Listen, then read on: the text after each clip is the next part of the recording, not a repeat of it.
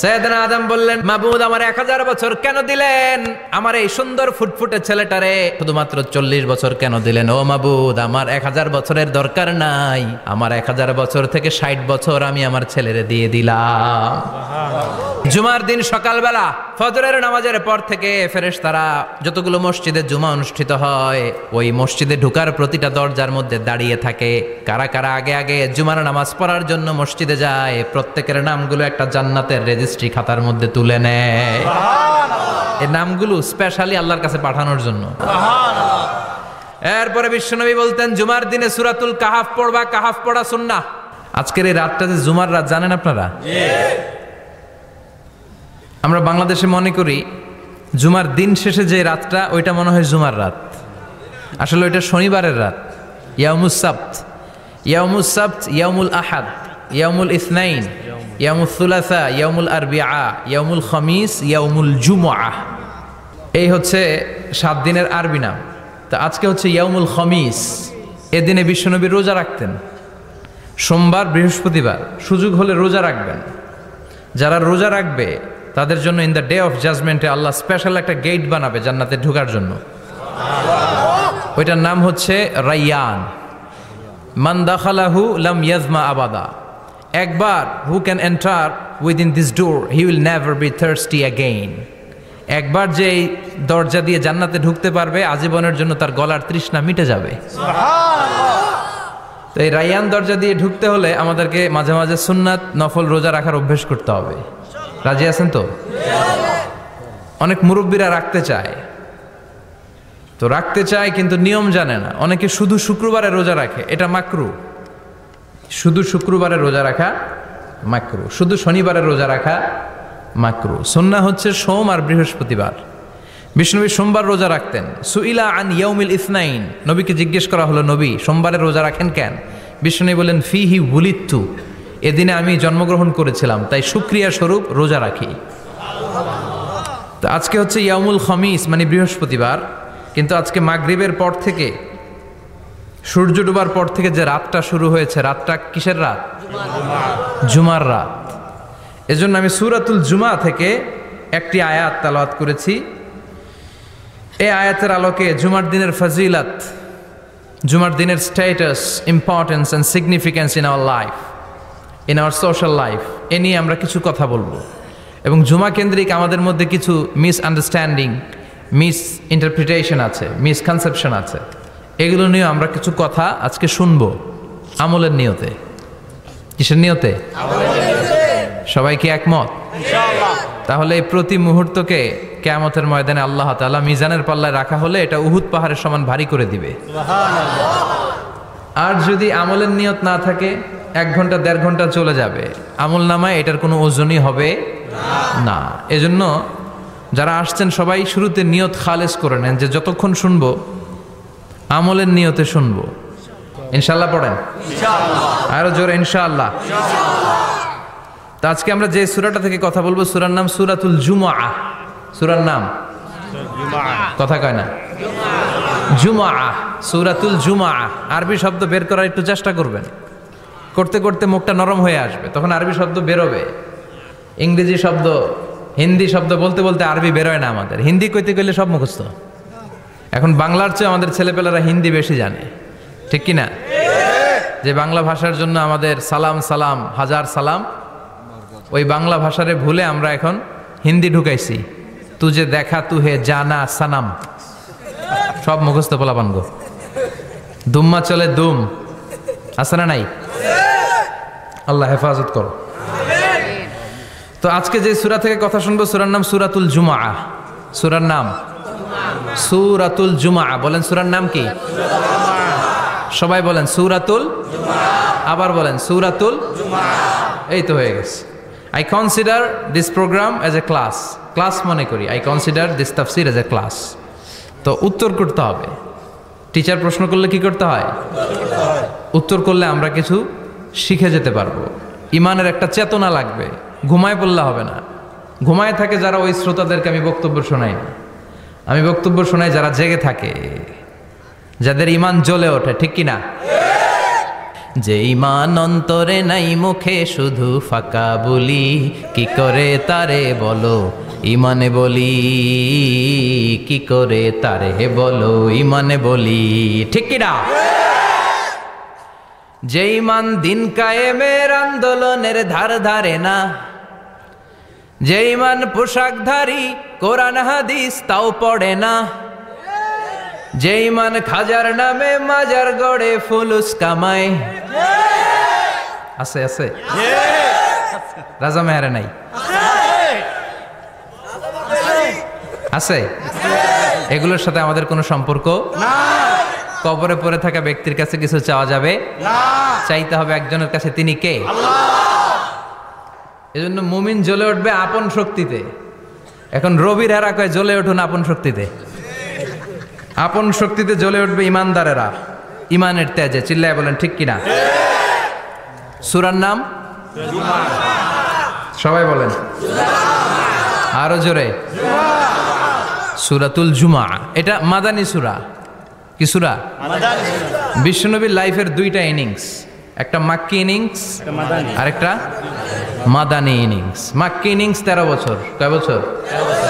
Madani innings 10 বছর, কয় বছর? মনে থাকবে? এটা বিশ্বনবীর সেকেন্ড ইনিংসে নাজিল হয়েছে। সুবহানাল্লাহ কইবেন না? মাদানী ইনিংসে নাজিল হয়েছে এই সূরা, মাক্কি ইনিংসে নয়। বিশ্বনবীর মাক্কি জীবন আর মাদানী জীবনের কিছু পার্থক্য আছে। মাক্কি জীবনে বিশ্বনবী খুব নীরব ছিলেন, চুপিসারে তাওহীদের কথা বলতেন। মাক্কি জীবনে বিশ্বনবী সবচেয়ে বেশি ফোকাস দিয়েছেন তাওহীদের প্রতি। কিসের প্রতি? তাওহীদেরই মুর্শিদ আমার মুহাম্মাদের নাম বলো, মুহাম্মাদের নাম আল্লাহর নাম জপলে বুঝতে পারি, আল্লাহরই কালাম বলো মুহাম্মাদের নাম। তাওহীদেরই মুর্শিদ আমার মুহাম্মাদের নাম বলো, মুহাম্মাদের নাম। পড়েন আল্লাহু আকবার।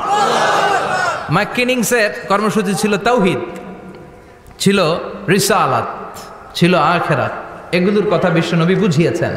আর মাদানী ইনিংসে বিশ্বনবী সশস্ত্র সংগ্রাম করেছেন। ইসলাম শান্তিপূর্ণ ঠিক আছে, কিন্তু ইসলামের পিঠ যখন দেয়ালে লেগে যায় তখন ইসলামেরও সামনে বাড়ানোর দরকার আছে না নাই? যে ঈমান প্রয়োজনে জ্বলে ওঠে না, জ্বলে উঠেছিলেন বিশ্বনবী আপন শক্তিতে, ঠিক কি না? তো এটা মাদানী ইনিংসের সূরা, এটা মাক্কি জীবনের সূরা নয়। আমরা এই সূরার আলোকে আজকে শোনার চেষ্টা করব যে জুমার দিনের, জুমার সালাতের এত গুরুত্ব কেন। বিশ্বনবী জুমার দিনকে বলেছেন ঈদের দিন। কিসের দিন? কথা বলেন। আমাদের দুইটা ঈদ আছে না? ঈদুল ফিতর, ঈদুল আজহা। এর পাশাপাশি জুমার দিনকেও বিষ্ণু সাল্লাল্লাহু আলাইহি ওয়াসাল্লাম বলেছেন হাদা ইয়াউমুল ঈদ, হাদা ইয়াউমুন জাআলাহুল্লাহু লাকুম ঈদান। তাবারানির হাদিস। বিষ্ণু বলেছেন এটা এমন দিন যে দিনটাকে আল্লাহ তাআলা তোমাদের জন্য ঈদের দিন হিসেবে ঘোষণা দিয়েছেন। পড়েন আলহামদুলিল্লাহ। আগামীকাল। দিনটা কবে? আগামীকাল। আল্লাহ তাআলার একটা বৈশিষ্ট্য হচ্ছে সুন্নাতুল্লাহি ফিত তাফদিল। এক এক জিনিসের উপর আল্লাহ এক এক জিনিসকে বৈশিষ্ট্যমণ্ডিত করেন, মর্যাদা দান করেন। ফাদ্দালা জামানান আলা জামান কামা ফাদ্দালা মাকানান আলা মাকান, ইনসানান আলা ইনসান। আল্লাহ ব্যক্তির উপর ব্যক্তিকে প্রাধান্য দেন, আল্লাহ সময়ের উপর সময়কে প্রাধান্য দেন, আল্লাহ স্থানের উপর স্থানকে প্রাধান্য দেন। এটা আল্লাহর সুন্নাত। এটা আল্লাহর কি? সুন্নাতুল্লাহি ফিত তাফদিল। ফাদ্দালা জামানান আলা জামান কামা ফাদ্দালা মাকানান আলা মাকান, ইনসানান আলা ইনসান। পৃথিবীর সব মানুষগুলো একরকম নয়, এক মর্যাদার নয়। আবার লক্ষাধিক নবী আল্লাহ দুনিয়ায় পাঠিয়েছেন, সব মর্যাদার, সব নবীর মর্যাদাগুলো কি সমান নাকি? সব নবীদের মধ্য থেকে বিশ্বনবীর মর্যাদা বাড়িয়ে দিয়েছে কে? আবার পৃথিবীতে শহরের শেষ নাই, হাজার হাজার শহর, হাজার হাজার লক্ষ লক্ষ শহরের মধ্য থেকে মক্কা শহরের মর্যাদা বাড়িয়ে দিয়েছে কে? আবার এই পৃথিবীতে অনেকগুলো সময় আছে, অনেকগুলো রাত্রি আছে, অনেকগুলো ক্ষণ আছে, অনেকগুলো মুহূর্ত আছে। একটা মুহূর্তের উপর আরেকটা মুহূর্তকে প্রাধান্য দিয়েছে কে? বলেন তো, পৃথিবীতে সবচাইতে 365 দিনের মধ্যে শ্রেষ্ঠ দিন কোনটা? আরাফার দিন। কোন দিন? কথা বলেন। হজে যারা গিয়েছেন আরাফার দিন দেখেছেন না? ইজহার আর রেদা পরে আমরা লাব্বাইক আল্লাহুম্মা লাব্বাইক বলি। এটা সারা বছরের মধ্যে শ্রেষ্ঠ দিন। আল আরাফা আল হাজ্জু আরাফা, আরাফাটাই হজ। কেউ যদি আরাফার দিনে থাকতে পারে তার হজ হয়ে গেছে, আলহামদুলিল্লাহ কোন। আলহামদুলিল্লাহ। আর হজে সব করেছে, আরাফা করে নাই, হজ হবে না। কথা বলেন, হজ হবে না। তার মানে বছরের শ্রেষ্ঠ দিন আরাফার দিন। এদিন আল্লাহ এত সংখ্যক বান্দাকে একসাথে ক্ষমার ঘোষণা দেন, বছরের কোনো দিন এত মানুষকে ক্ষমা করেন না। সুবহানাল্লাহ। আবার শয়তান ওই দিনে এতটা লাঞ্ছিত বোধ করে, এতটা অপমান বোধ করে, বছরের কোনো দিন শয়তান এত অপমানিত হয় না।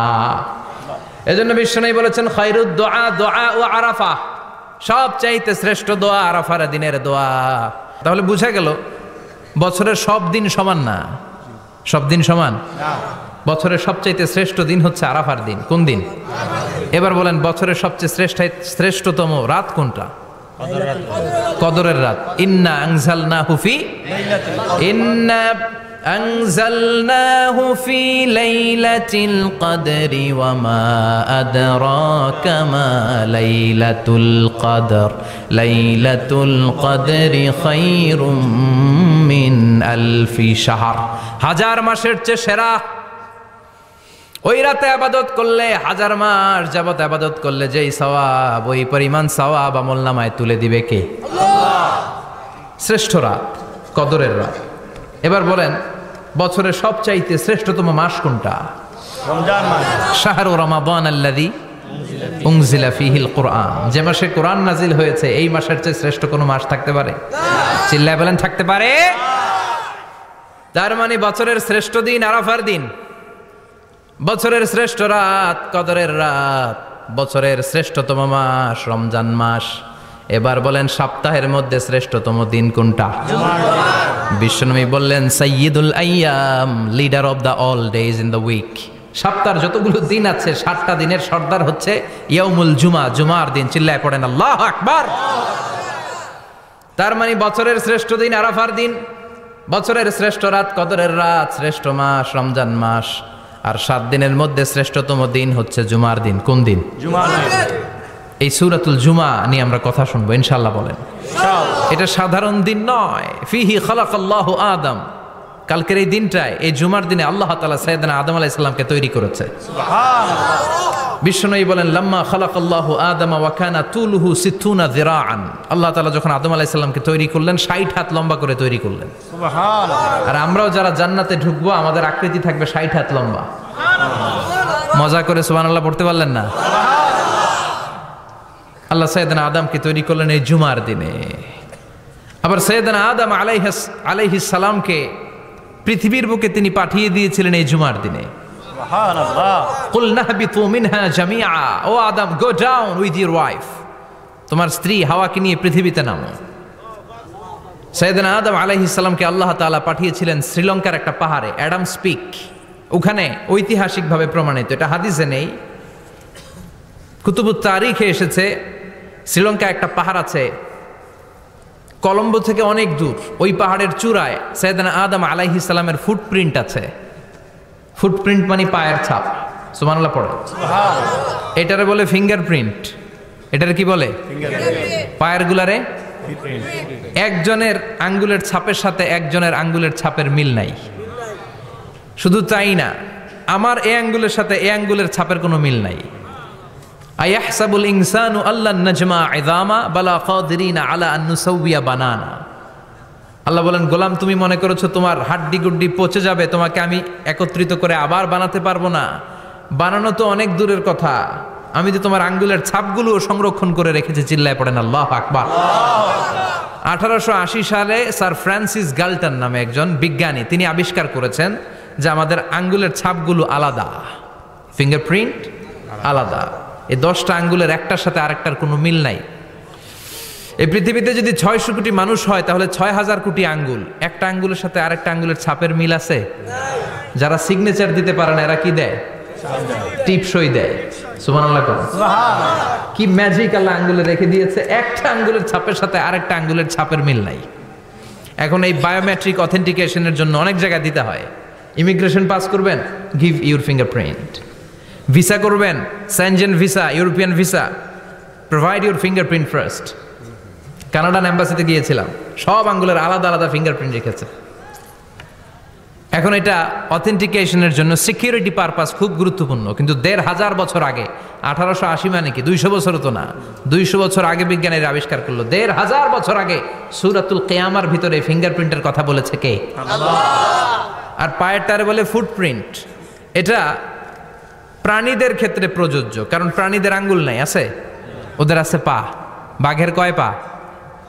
কথা কয় না, 4 পা। আচ্ছা, বাঘের হাত কয়টা? হাত নাই, ওদের পা, ফলে ওদের ফুটপ্রিন্ট লাগে। সুন্দরবনে কয়টা বাঘ আছে এটার একটা হিসাব আছে। কি করে বলে, কেমন করে হিসাব করে? বাঘের কাছে যে গুনে, চেহারা তো একরকম, একটারে 3 বার গুনবে। কথা কন, কিভাবে গনে তাহলে? বাঘসুমারি হয় কিভাবে? ফুটপ্রিন্ট, পায়ের ছাপ। একটা বাঘের পায়ের ছাপের সাথে আরেকটা বাঘের পায়ের ছাপের কোনো মিল নাই। আবার কাবা ঘরের পাশে একটা ছোট্ট জায়গা আছে, এই জায়গার মধ্যে রাব্বুল আলামিন সব নবীদের পিতা সাইয়েদনা ইব্রাহিম আলাইহিস সালামের ফুটপ্রিন্ট রেখে দিয়েছেন। ওয়াত্তাখিযু মিম মাকামি ইব্রাহিম মুসাল্লা, সাইয়েদনা ইব্রাহিমের দাঁড়ানোর জায়গায় তোমরা নামাজের জায়গা করে নাও। আল্লাহু আকবার। সাইয়েদনা ইব্রাহিম আলাইহিস সালামের পায়ের ছাপ আছে কিন্তু মাকাম ইব্রাহিমে, আর সাইয়েদনা আদম আলাইহিস সালামের পায়ের ছাপ আছে অ্যাডামস পিকে, শ্রীলঙ্কার ওই পাহাড়ে।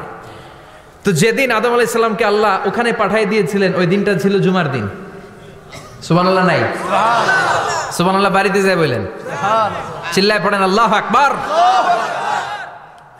এরপরে সাইয়েদনা আদমকে পাঠানো হলো শ্রীলঙ্কায়, সাইয়্যিদাতুনা হাওয়া আলাইহাস সালামকে পাঠিয়ে দেয়া হলো সৌদি আরবের জেদ্দা শহরে। আরবিতে জেদ্দা বা জাদ্দা মানে দাদি, জেদ্দাতুন বা জাদ্দাতুন মানে কি? দাদি। হাওয়া আলাইহাস সালাম আমাদের সবার দাদি, ঠিক কিনা? ওনার নামে এই শহরের নাম। বছরের পর বছর সাইয়েদনা আদম আলাইহিস সালাম এবং হাওয়া আলাইহাস সালাম আল্লাহর কাছে ক্ষমা চাইলেন, আল্লাহ ভুল করে নিষিদ্ধ গাছের ফল খেয়েছি, তুমি মাফ করে দাও। আল্লাহ বললেন, আদম কয়েকটা কালিমা শিখিয়ে দেব, এই কালিমাগুলো পড়ে আমার কাছে দোয়া করো, আমি কবুল করে নিব। আল্লাহু আকবার। আল্লাহ শিখিয়ে দিলেন আর বললেন, আদম পড়া, রাব্বানা যালামনা আনফুসানা ওয়া ইল্লাম তাগফির লানা ওয়া তারহামনা লানাকুনান্না মিনাল খাসিরিন। ও আল্লাহ, জুলুম করেছি নাফসের উপর, ভুল করেছি, অন্যায় করেছি, আপনি যদি ক্ষমা না করে দেন আমরা শেষ হয়ে যাব, আমরা হালাক হয়ে যাব, ক্ষতিগ্রস্তদের মধ্যে শামিল হয়ে যাব, ঠিক কিনা? আল্লাহ সাইয়েদনা আদম আলাইহিস সালামের তওবা কবুল করলেন। ওনার কাজ হচ্ছে তওবা কবুল করা, আমাদের কাজ গুনাহ করা, শয়তানের কাজ ওয়াসওয়াসা দেওয়া, আল্লাহর কাজ খালি মাফ করা। সুবহানাল্লাহ পড়বেন না? তাকাব্বালাল্লাহু তাওবাতা আদম ফি ইয়াউমিল জুমআহ। আল্লাহ যেদিন আদম আলাইহিস সালামের তাওবা যে কবুল করছেন, ঘোষণা দিয়েছেন, এই ঘোষণাটা ছিল জুমার দিনের ঘোষণা। আবার সাইয়েদনা আদমকে যেদিন রূহ কবজ করে আবার নিয়ে যাওয়া হয়, ওই দিনটাও ছিল জুমার দিন। পড়েন সুবহানাল্লাহ। পৃথিবীতে একজন মানুষই শুধু জানতেন যে তিনি পৃথিবীতে কতদিন বাঁচবেন, সেটা হচ্ছে সাইয়েদনা আদম আলাইহিস সালাম। ওনাকে বলে দেওয়া হয়েছিল, উমরুকা আলফু সানা, তুমি পৃথিবীতে বাঁচবে 1000 বছর। কয় বছর?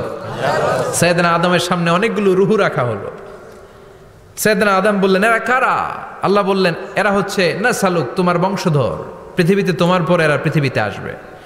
সাইয়েদনা আদম বললেন, আল্লাহ ওই যে একটা রূহ দেখা যায়, এটার নাম কি? আল্লাহ বললেন, হাদা ইবনুকা দাউদ, এটা তোমার ছেলে দাউদ, সে দুনিয়াতে নবী হয়ে আসবে, তার ছেলে সুলাইমানও নবী হয়ে আসবে। সাইয়েদনা আদম বললেন, মাবুদ আমার ছেলে দাউদের কত বছর হায়াত আপনি দিয়েছেন? আল্লাহ বললেন, 40 সানা, মাত্র 40 বছর, 4 ইয়ার্স, 40 বছর তোমার ছেলেটা বাঁচবে। ও আল্লাহ, আমি বাঁচবো কয় বছর? তুমি বাঁচবা 1000 বছর। সুবহানাল্লাহ। সাইয়েদনা আদম বললেন, মাবুদ এত ফুটফুটে সুন্দর আমার ছেলে দাউদ, মাত্র 40 বছর দিলেন কেন? জিদ মিন উমরিহি, বাড়ায়া দেন। কি করেন? সুপারিশ করতেছে পোলার লাইগা। কে? বাবা। আল্লাহ আপনি বাড়ায়া দেন। আল্লাহকে বাড়ানো যাবে না, লেখা হয়ে গেছে। রুফিআতিল আকলাম ওয়া জাফফাতিস সুহুফ, কলম তুলে নেওয়া হয়েছে আর কালি শুকায় গেছে, আর কিছু করা যাবে? সাইয়েদনা আদম বললেন, মাবুদ আমার 1000 বছর কেন দিলেন? আমার এই সুন্দর ফুটফুটে ছেলেটারে মাত্র শুধুমাত্র 40 বছর কেন দিলেন? ও মাবুদ, আমার 1000 বছরের দরকার নাই, আমার 1000 বছর থেকে 60 বছর আমি আমার ছেলেরে দিয়ে দিলাম। দাউদ আলাইহিস সালাম বাঁচবে 40 বছর, তো বাপ আদম যদি আরো 60 দেয়, 40 আর 60 মিলে কত হয়? ভালো হিসাব বোঝে 100। আর আদম আলাইহিস সালাম পেয়েছিলেন 1000 বছর, 60 কমে গেলে রইল কত? 940 বছর পৃথিবীতে থাকার পরে মালাকুল মাউত চলে এসেছে, কারণ এটা on time. The death will come on time, it never late, কখনো দেরি হয় না। আল্লাহ বললেন লিকুল্লি উম্মাতিন আজালুন ফাইযা জাআ আজালুহুম লা ইস্তাখিরুনা সাআতান ওয়ালা ইস্তাকদিমুন। মৃত্যুর একটা নির্ধারিত সময় আমি বেঁধে দিয়েছি, অন টাইম, অন টাইমেই চলে আসে, 1 সেকেন্ড আগেও আসবে না, 1 সেকেন্ড পরেও আসবে না। 940 বছর বয়সে মালাকুল মাউত এসে হাজির, এসে বলল জিইতু আন আকবাদা রূহাক, রূহ কবজ করতে আসছি। আদম আলাইহিস সালাম বললেন রূহ কবজ করতে আসছো মানে? আমি বাঁচবো তো 1000 বছর। কয় বছর? মালাকুল মাউত বললেন না না, ওই যে আগের কথা স্মরণ করেন, আপনি 60 বছর দিয়ে দিয়েছিলেন। কয় না, আমি দেই নাই, আমি আরো বাঁচুম, আরো 60 বছর পাওনা আছি, আমি দেই নাই। মালাকুল মাউত বললেন আপনি দিয়েছেন। আদম বলে দেই নাই। মালাকুল মাউত বলে আল্লাহ ঘটনা দেখেন, দিয়া কয় দেই নাই। আল্লাহ কয় থাক, কথা কইস না, আয়া পড়। সুবহানাল্লাহ পড়েন। নাসিয়া আদম ফানাসিয়া বানু, ভুলে গেছেন উনি, আমরা ভুলে যাই, আমরা খেয়ে বলছি খাই নাই, নিছিলাম পকেটে, কয় নেই নাই। এরকম ডাকাইত আছে না নাই? নাসিয়া আদম ফানাসিয়া বানু, বিশ্বনবী বললেন আদম ভুলেছে তো তার সন্তানরাও ভুলে যায়। জাহাদা আদম ফাজাহাদা যুররিয়াতু, আদম অস্বীকার করেছে, তার সন্তানরাও অস্বীকার করে। সেদিন থেকে আল কিতাব ওয়া শুহুদ, মানে লিখে রাখার সিস্টেম আর সাক্ষীর সিস্টেম চালু হয়েছে। সুবহানাল্লাহ পড়েন। সুবহানাল্লাহ। 940 বছর বয়সে মালাকুল মাউত এসে আদম আলাইহিস সালামের রূহ নিতে পারে নাই। উনি 1000 বছর যখন হয়েছে তখন এসে সাইয়েদনা আদম আলাইহিস সালামের রূহ কবজ করেছে।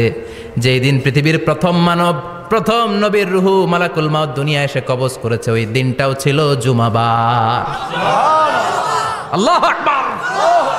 আবার বিশ্বনবী বললেন লা তাকুমুস সাআহ ইল্লা ফি ইয়াউমিল জুমআহ ইযা যুলজিলাতিল আরদু জিলজালাহা ওয়া আখরাজাতিল আরদু আসকালাহা ইযা রুজ্জাতিল আরদু রাজ্জান ওয়া বুসাতিল জিবালু বাসসা।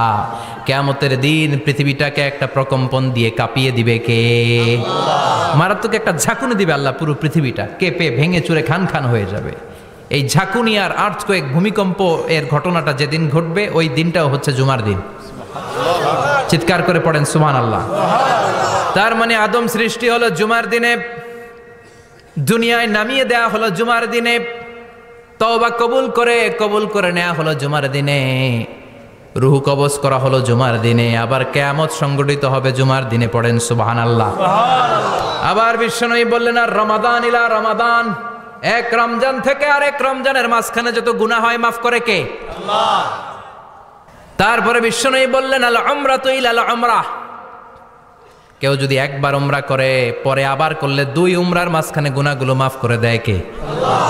আবার বিশ্বনবী বললেন আল জুমাআতু ইলাল জুমাআ কাফফারাতুন লিমা বাইনাহুমা, এক জুমার পর থেকে সামনের জুমা আসা পর্যন্ত যে সগীরা গুনাহগুলো হয় সবগুলো সগীরা গুনাহ মাফ করে দেয় কে? রজব শাবানে বরকতে দাও, রমজান মাসে গুনাহ ঝড়াও, সপ্তাহ জুড়ে তুমি বরকতে দাও, জুমার দিনেতে গুনাহ ঝড়াও, রজব শাবানে বরকতে দাও, রমজান মাসে গুনাহ ঝড়াও। ঠিক কি না? তার মানে জুমার দিন গুনাহ মাফের দিন। সারা সপ্তাহে ভুল ত্রুটি অন্যায় যা করলাম জুমার নামাজের বদৌলতে সব গুনাহ মাফ করে দেয় কে? আল্লাহ। এই দামি দিনটাকে আল্লাহ ইহুদিদের দিতে চেয়েছিলেন, পায় নাই। আলহামদুলিল্লাহ কইবেন না? আলহামদুলিল্লাহ। ইখতিলাফু, তারা ইখতিলাফ করে হারাইছে এটা। এই দামি দিনটা রব্বুল আলামিন নাসারাদেরকে দিতে চেয়েছিলেন, ফাখতালাফু, ওরাও ইখতিলাফ করে হারাইছে। এজন্য ইখতিলাফ ভালো জিনিস না খারাপ জিনিস? মারামারি ভালো জিনিস না খারাপ জিনিস? আর ঐক্য করা ভালো জিনিস না খারাপ জিনিস? ঐক্য করতে রাজি আছেন? ইহুদিদেরকে আল্লাহ দিতে চাইলেন, ইখতিলাফ করে হারাইছে। নাসারারাও হারাইছে। ফাজা আল্লাহু বিনা ফাহাদানা বিহাদা দ্বীন। রব্বুল আলামিন এই দিনটা আমাদেরকে দিলেন, আমরা ইখতিলাফ করি নাই, বিশ্বনবীর হাতে হাত রেখে ঐক্য করে ঘোষণা দিয়েছি জুমার দিন আমাদের সাপ্তাহিক দিন। সুবহানাল্লাহ। বিশ্বনবী বলেন ফাগাদান লিল ইয়াহুদ, সাপ্তাহিক আনন্দের দিন ইহুদিদের জন্য হচ্ছে শনিবার, ইয়াউমুস সাbt, ও বাদা গাদ লিন নাসারা, আর খ্রিস্টানদের জন্য হচ্ছে রবিবার, আর আমাদের জন্য হচ্ছে শুক্রবার। চিল্লায় পড়েন আল্লাহু আকবার। তার মানে জুমার দিন, জুমাবারের মর্যাদা বেশি না কম? চিল্লায় বলেন বেশি না কম? জুমার দিন সকালবেলা ফজরের নামাজের পর থেকে ফেরেশতারা যতগুলো মসজিদে জুমা অনুষ্ঠিত হয় ওই মসজিদে ঢোকার প্রতিটা দরজার মধ্যে দাঁড়িয়ে থাকে। কারা কারা আগে আগে জুমার নামাজ পড়ার জন্য মসজিদে যায়, প্রত্যেকের নামগুলো একটা জান্নাতের রেজিস্ট্রি খাতার মধ্যে তুলে নেয়। এই নামগুলো স্পেশালি আল্লাহর কাছে পাঠানোর জন্য। সুবহানাল্লাহ কইবেন না? ডানে বায়ে সামনে পেছনে যতগুলো দরজা, প্রতিটা দরজায় ফেরেশতারা বসে থাকে। কে আগে আসলো নাম তুলে দেয়। তুলতে তুলতে তুলতে তুলতে খতিব সাহেব যখন খুতবা দেওয়ার জন্য মিম্বারে যেয়ে বসে যায়, ফেরেশতারা তাদের খাতা বন্ধ করে তারাও খতিব সাহেবের সামনে জুমার খুতবা শোনার জন্য বসে যায়। পড়েন সুবহানাল্লাহ। প্রথম জুমার দিন জুমার মসজিদে যে ঢুকবে, বিশ্বনবী বললেন আল্লাহর রাস্তায় একটা উট কুরবানি দিলে যেই সওয়াব, এই সওয়াব আল্লাহ আমলনামায় দিয়ে দেয়। দ্বিতীয় পর্যায়ে যে ঢুকে, বিশ্বনবী বললেন বাকারা, গরু কুরবানির সওয়াব পায়। 3 নম্বরে যে ঢুকবে, বিশ্বনবী বললেন কাবসা, হাদিসের ভাষায় এসেছে আল কাবাস, কাবাস মানে হলো বকরি, বকরি কুরবানির সওয়াব। 4 নম্বরে যে ঢুকবে তার হচ্ছে দাজাজা, দাজাজা মানে মুরগি। 5 নম্বরে যে ঢুকবে, বিশ্বনবী বললেন বাইদা, নোয়াখালীরা কয় বয়দা, আমরা কই আন্ডা। আছে না নাই? এক দেশের কত ভাষা, এক দেশের গালি আরেক দেশের বুলি। আমরা বলি ছেলে, কুষ্টিয়ায় বলে পুত্র, আরেক জায়গায় গেলে বলে হুত, আরেক জায়গায় গেলে বলে ফোয়া। আছে না নাই? এক এলাকায় বলে বেটা ছেলে, ছেলেদেরকে বেটা ছেলে। মরদ ফোয়া, মরদ ফোয়া হইতে না, মরদ ফোয়া হদ্দে। আহা, কি ভাষার বৈশিষ্ট্য! তো যেটারে আমরা বলি ডিম, কোথাও বলে আন্ডা, কোথাও বলে বয়দা। তো এই বয়দা আল্লাহর রাস্তায় দান করে দিলে যেই সওয়াব, পঞ্চম ব্যক্তি ওই সওয়াব পাবে। এই 5 জনের পরে আর লেখালেখি নাই, বাকিদেরটা নরমাল এন্ট্রি করে সব ফেরেশতারা খুতবা শোনার জন্য বসে যায়। সুবহানাল্লাহ। তো জুমার দিনে আগে আগে যাবেন তো? সবাই রাজি আছেন? চিৎকার করে পড়েন ইনশাআল্লাহ। আলহামদুলিল্লাহ, আমরা এই জুমার দিনটাকে রাষ্ট্রীয় ছুটির দিন হিসেবে পেয়েছি, পাইছি না? 1984 সালে হুসাইন মোহাম্মদ এরশাদ সাহেব এই ভালো কাজ করছিলেন। উনি সব করছে জীবনে, স্বৈরাচারীও করছে, ভালো কাজও করছে। তো খারাপটা আর আমরা না বলি, যেটা ভালো এটাই বলি। উনার কারণে আজ অবধি এই 84 থেকে আজ 34 বছর বাংলাদেশের রাষ্ট্রীয়ভাবে সাপ্তাহিক ছুটির দিন কোনটা? আলহামদুলিল্লাহ কইবেন না? এই উসিলায় আল্লাহ ওনারে মাফ করুক। পৃথিবীর অনেক দেশে কিন্তু শুক্রবার ছুটির দিন না। আমি বছরের বেশিরভাগ সময় মালয়েশিয়াতে থাকি। মালয়েশিয়ার সাপ্তাহিক ছুটির দিন রবিবার। খ্রিস্টানদের সাথে অনেক বিজনেস তাদের মেনটেন করতে হয়, তো তারা যদি শুক্রবারে ছুটির দিন করে তাহলে সপ্তাহে 2 দিন ব্যবসা বাণিজ্য কাটা পড়ে যায়। নিজেদের কারণে শুক্রবার বন্ধ, যাদের সাথে বিজনেস ওদের কারণে রবিবার বন্ধ। আমরা আলহামদুলিল্লাহ আল্লাহর দয়ায় পবিত্র দিনটাতে পেয়েছি জুমাবার। আলহামদুলিল্লাহ পড়েন আলহামদুলিল্লাহ। এজন্য বিশ্বনবী বললেন খবরদার এদিনের নামাজ মিস করো না। মান তারাকা সালাসা জুমাইন তাহাউনান, গাফলতি করে টানা 3টা জুমা যে ব্যক্তি মিস করলো, তাবা আল্লাহু ফি কলবিহি, রব্বুল আলামিন ওই লোকটার অন্তরের মধ্যে মোহর মেরে দেয়। ওয়া কুতিবা ফি জুমরাতিল মুনাফিকিন, মুনাফিকদের খাতায় তার নাম তুলে দেয়। 3টা জুমা যদি কেউ মিস করে 2টা পানিশমেন্ট। এক হচ্ছে তাবা আল্লাহু ফি কলবি, আল্লাহ অন্তরে মোহর মেরে দেয়। ভালো কথা ভাল লাগে না, নামাজ ভাল লাগে না, আজান ভাল লাগে না, ইসলাম ভাল লাগে না, শুধু মৌজ মাস্তি ভাল লাগে, গান বাজনা ভাল লাগে, এরকম আছে না নাই? জুমার নামাজে যায় না। আরেকটা হলো কুতিবা মিনাল মুনাফিকিন, মুনাফিকদের খাতায় নাম তুলে দেয়। আল্লাহ হেফাজত করো। আরো জোরে পড়েন আমিন। জুমার দিন আগে আগে মসজিদে আসবেন সবাই? রাজি? আসেন, আল্লাহ জুমার ব্যাপারে কি ওয়াজ আমাদেরকে করলেন আমরা শুনি। শুনতে রাজি? আল্লাহ বললেন ইয়া আইয়ুহাল্লাযীনা আমানু ইযা নুদিয়া লিস-সালাতি মিন ইয়াউমিল জুমুআতি ফাসআউ ইলা যিকরিল্লাহি ওয়া যারুল বাই' যালিকুম খায়রুল লাকুম ইন কুনতুম তা'লামুন। পড়েন না আল্লাহু আকবার। আল্লাহ বললেন ও আমার মুমিন বান্দারা শোনো শোনো, আপনাদেরকে অ্যাড্রেস করে আল্লাহ বলছেন ও আমার মুমিন বান্দারা শোনো, ইযা নুদিয়া লিস-সালাতি মিন ইয়াউমিল জুমআ, জুমার নামাজের আযান যখন দেয়া হয়, ফাসআউ ইলা যিকরিল্লাহ, আল্লাহর স্মরণে তোমরা ধাবিত হও। ওয়া যারুল বাই', কেনা বেচা বন্ধ করে দাও। যালিকুম খায়রুল লাকুম ইন কুনতুম তা'লামুন, এটাই তোমাদের জন্য কল্যাণ যদি তোমরা বুঝতে পারো। জুমার নামাজের আযান যখন হয়, ফাসআউ ইলা যিকরিল্লাহ, আল্লাহর স্মরণে তোমরা বের হয়ে যাও। আল্লাহু আকবার। ফাসআউ ইলা যিকরিল্লাহ ইযা নুদিয়া লিস-সালামি ইয়াউমিল জুমআ, জুমার নামাজের আযান যখন দেয়া হয় বের হয়ে যাও, তখন কোনো কাজ রাখা যাবে না।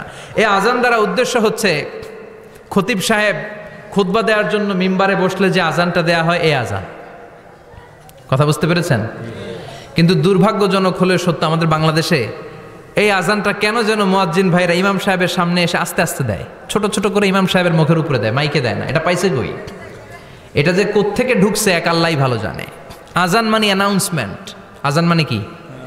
কথা বলেন। অ্যানাউন্সমেন্ট কি জোরে হবে না আস্তে? তো সব আজান মাইকে এত সাউন্ড করে, এই আজানটা ইমাম সাহেবের মুখের সামনে এসে ছোট ছোট করে কেন দেয়?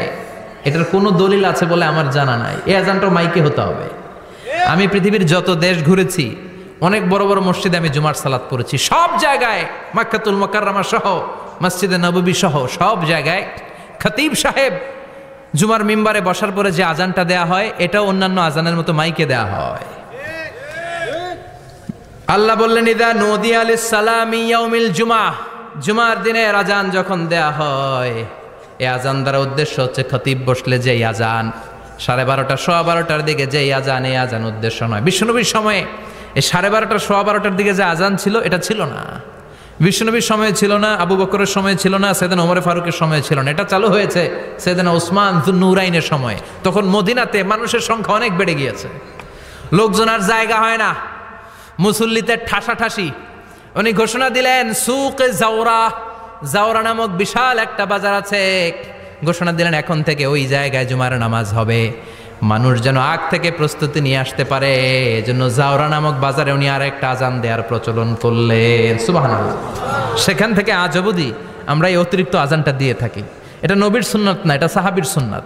বিশ্বনবীর সুন্নাহ মেনে নেওয়া যেমনি আবশ্যক, 4 খলিফার থেকে পাওয়া সুন্নাতগুলো মেনে নেওয়া আবশ্যক। বিশ্বনবী বললেন আলাইকুম বিসুন্নতি ওয়া সুন্নাতিল খুলাফায়ে রাশিদিন আল মাহদিয়িন, আমার সুন্নাত ধরবা, হেদায়েত প্রাপ্ত 4 খলিফার সুন্নাত ধরবা। কেমনে ধরবা? ইক্ষু চিনেন? ইক্ষু না গ্যান্ডারি নাকি আখ না কুশাই? হ্যাঁ, আখ। কাঁচা আখ খায় কি করে? এই সামনের দাঁত দিয়ে ভাঙে না? সামনের দাঁত দিয়ে বলে ভাঙে,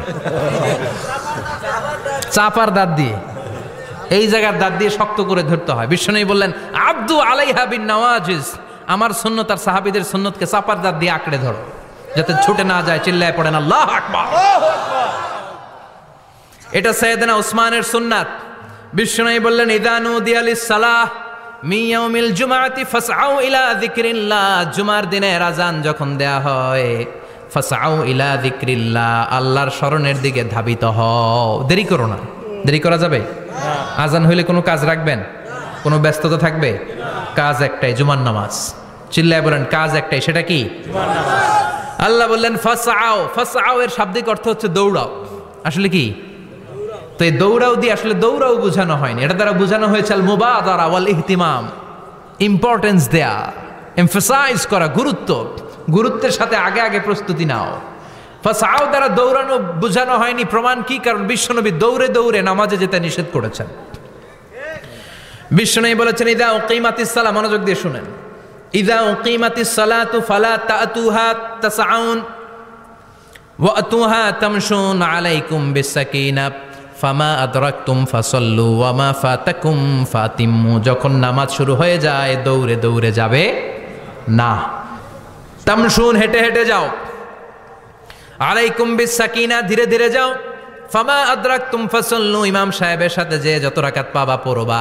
ওয়া মা ফাতাকুম ফাতিমু, যেটা ছুটে যায় নিজে নিজে পড়ো, কবুল করে নেবে কে? আল্লাহ। কিন্তু দৌড়ে যায় নামাজ ধরা যাবে না, খবরদার, ধীরস্থির ভাবে যাবেন। হাঁটার মধ্যে একটা গুরুত্ব দিয়ে তাড়াতাড়ি ধরতে চাবেন, কিন্তু দৌড়ে যাওয়া যাবে নিষেধ করেছেন। অনেক মুসল্লিরা এটা করে। ধরেন মাগরিবের নামাজ, অজুখানাতে মুসল্লিরা অজু করতেছে, ইমাম সাহেব নামাজ শুরু করেছেন, আল কারিয়া তুমাল কারিয়া ওমা আদরাকা মাল কারিয়া, মুখস্থ আছে না সবার? মুসল্লি মনে করতেছে অজু হয়েছে আমার অর্ধেক, এখন যদি তাড়াতাড়ি অজু না করে দৌড় না দেই রাকাত পাওয়া যাবে? রাকাত পাওয়ার জন্য দিছে দৌড়। মসজিদও হচ্ছে টাইলসের মসজিদ, পিছলায় পয়রা মুসল্লি একদিকে, লুঙ্গি আর একদিকে। আছে না নাই? আমার কাছে খবর আছে এরকম পা ভাঙছে অনেকের। রাকাত ধরার জন্য মুসল্লি তাড়াহুড়ো করে দিছে দৌড়, মুসল্লি একদিকে লুঙ্গি, ঠ্যাং ভাঙ্গা শেষ, এখন ল্যাংড়া। বিশ্বনবীর কথা মানে নাই, ওটারে ল্যাংড়া বানাইছে কে? এই জন্য বিশ্বনবী বললেন খবরদার দৌড়ে যাবে না, একামত হয়ে গেলে ধীরস্থির ভাবে যাও। কেননা দৌড়ে দৌড়ে আপনি কার দরবারে যাবেন? উনি তো সব রাজার বড় রাজা, মহারাজা। মহারাজার দরবারে তাড়াহুড়ো করা যায় নাকি? ফিট হয়ে কাপড় চোপড় পরে আতর টাতর মেখে ধীরস্থির ভাবে যাবেন। দৌড়ে গেলে আপনার হার্টবিট বেড়ে যাবে, আপনার ব্রেথ ইন ব্রেথ আউট, শ্বাস প্রশ্বাস বেড়ে যাবে। তো হাঁপানির চোটে তো আপনি হাঁপাতে থাকবেন। আপনি তাহিয়া পড়বেন কখন, তাসবিহ পড়বেন কখন, আল্লাহর প্রশংসা করবেন কখন? চিল্লা এখন ঠিক কিনা? এজন্য আল্লাহ বললেন ফাসাউ ইলা যিকরিল্লাহ, জুমার নামাজের আজান যখন হয়ে যায় তোমরা আল্লাহর জিকিরের দিকে ধাবিত হও। যিকরিল্লাহ, আল্লাহর স্মরণ। জিকির মানে কি? কিন্তু এই জিকির দ্বারা এই আয়াতে উদ্দেশ্য হচ্ছে আল খুতবাতাইন, জুমার 2 খুতবা। জুমার জিকিরের অনেক অর্থ আছে। জিকির মানে সালাত, জিকির মানে কোরআন, জিকির মানে ওয়াজ, জিকির মানে সম্মান। আবার জিকির মানে জুমার 2 খুতবা। আবার জিকির মানে সুবহানাল্লাহ, আলহামদুলিল্লাহ, লা ইলাহা ইল্লাল্লাহ, সুবহানাল্লাহ, আলহামদুলিল্লাহ, লা ইলাহা লা ইলাহা ইল্লাল্লাহু মুহাম্মাদুর রাসূলুল্লাহ সাল্লাল্লাহু আলাইহি ওয়াসাল্লাম। এটাও জিকির। সুবহানাল্লাহ, আলহামদুলিল্লাহ, আল্লাহু আকবার। এই 3 জিকিরের চেয়ে শ্রেষ্ঠ কোনো জিকির আছে? কথা কন। বিশ্বনবী প্রত্যেক ফরজ নামাজের পরে সুবহানাল্লাহ 33 বার, আলহামদুলিল্লাহ 33 বার, আল্লাহু আকবার 34 বার পড়তেন। রাজি আছেন? সবাই পড়তে রাজি আছেন? লাফালাফি করবেন না তো? ঘাড় বাঁকা করবেন না তো? হুই হুই করে চিল্লাফাল্লা করা যাবে? জিকিরের মধ্যে সৌন্দর্য আছে না নাই? আল্লাহ নিজেও সুন্দর, আল্লাহর কাছে যেটা আমরা পেশ করব সবটাই সুন্দরভাবে পেশ করতে হয়। চিল্লা এখন ঠিক কিনা? তার মানে জিকিরের অনেক অর্থ। জিকিরের এক অর্থ হলো কোরআন। জিকিরের এক অর্থ কি? কোরআন। আপনি যখন কোরআন পড়েন তখন জিকির করেন কার? আল্লাহ। কথা বলেন। আল্লাহ। আবার আপনি যখন নামাজ পড়েন জিকির করেন কার? আবার আপনি যখন লা ইলাহা ইল্লাল্লাহ এটা পড়েন জিকির করেন কার? ঝিনুকের ভেতর লুকিয়ে থাকে যেমন মতি, ঝিনুকের ভেতর লুকিয়ে থাকে যেমন মতি, কালমা শাহাদাতে আছে আল্লাহর জ্যোতি, কালমা শাহাদাতে আছে আল্লাহর জ্যোতি। পড়েন সুবহানাল্লাহ। এই লা ইলাহা ইল্লাল্লাহ সবচেয়ে শ্রেষ্ঠ জিকির।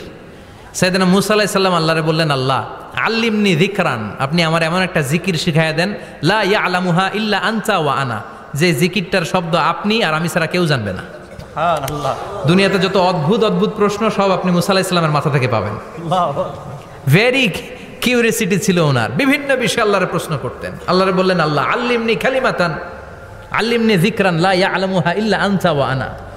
ও আল্লাহ এমন একটা জিকির আমারে শিখান, দিনে রাতে সব সময় এই জিকির আমি করব, আপনারে ডাকবো, কিন্তু শর্ত হলো এই জিকিরটা জানবে শুধু আপনি আর জানবো শুধু আমি, কেউ জানবে না। আল্লাহ বললেন, মুসা পড়ো লা ইলাহা ইল্লাল্লাহ, লা ইলাহা লা ইলাহা ইল্লাল্লাহু মুহাম্মাদুর রাসূলুল্লাহ সাল্লাল্লাহু আলাইহি ওয়াসাল্লাম। আল্লাহ বললেন, মুসা পড়ো লা ইলাহা ইল্লাল্লাহ। মুসা আলাইহিস সালাম কয়, মাবুদ এটা তো জাতীয় জিকির, সবাই জানে, জানে না, জানে না লা ইলাহা ইল্লাল্লাহ এমন কেউ আছে? কথা কন, জানেন না আপনারা? কথা বলেন, জানেন না? মুসা আলাইহিস সালাম বললেন, আল্লাহ এটা জাতীয় জিকির কইলেন কেন? আমি তো চাইছি এক্সট্রা অর্ডিনারি, অসাধারণ একটা জিকির, সুপারক্যালিফ্রাজিলিস্টিক এক্সপিয়ালিডোসাস, এক্সেলেন্ট একটা জিকির, আনপ্যারালাল, কারো কাছে নাই, শুধু আমি জানবো আর আমি পড়বো।